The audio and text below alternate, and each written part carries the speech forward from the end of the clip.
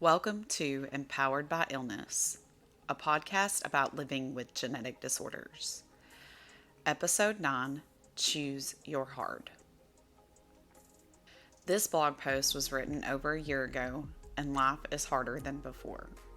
On the hardest days, I need to be reminded that I still have some choice in the matter, even though most days I would rather stick my head in the sand and wait till it's over.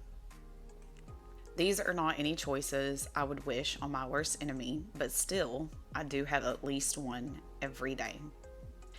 If only the choice was to win the lottery or free healthcare. Maybe one day the choices will be less dramatic or life changing. Until then, I'll keep figuring out which hard I can handle. I saw a post on social media not too long ago that started with the words, "Choose your hard." It had me contemplating on a serious note. If we do not choose our illnesses and the repercussions of said sicknesses, do we still have a choice in the hard?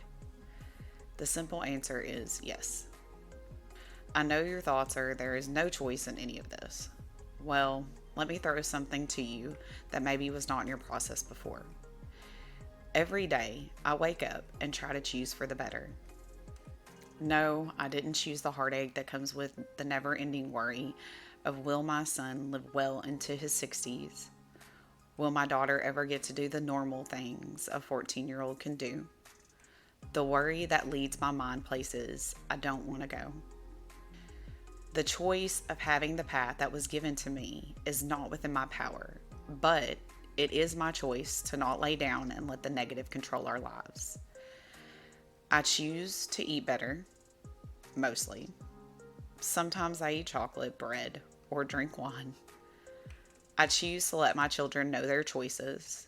I choose to work with the negative thoughts and turn them into something that helps make our daily lives a little bit better for the next day. I try to work on these choices daily for mine, my husband, and my children's lives to be bearable. As an example, my son's latest infusion consisted of him bawling, begging me to stop the infusion, and me laying out exactly how much these infusions have helped him to not just survive, but to actually live. Listen to that again. How they have helped him not just to survive, but to actually live. How could I tell an 11-year-old child to just make this choice like it's something so simple and obvious? I felt like the worst, unsoft, uncaring, awful mom of all time. I walked into the bathroom in the infusion center and cried because this is hard. Should I have let him give up and take him home where his body would eventually break down to the point of no longer being alive?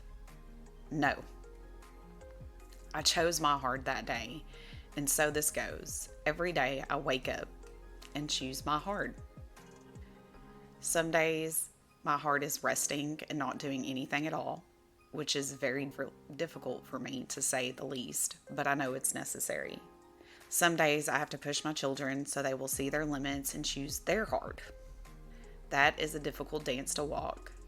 I still have to make that path work for us. Days can be hard even if you don't live our version of life. Quitting something that's awful for you is hard, but allowing it to take over your life is hard. Working towards something is hard. Not wanting to go further because you're scared is hard. This does not mean to boulder through without contemplation or the weighing of options, but to consciously decide what is the best option for you and understand there is something that is always behind each difficult decision that we make on a daily basis, maybe hourly basis. Depends on your life.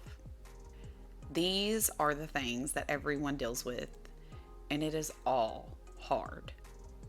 So, what will your choice be today?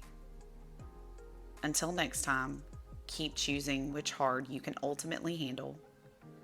Be good to each other and yourself, even on the worst days.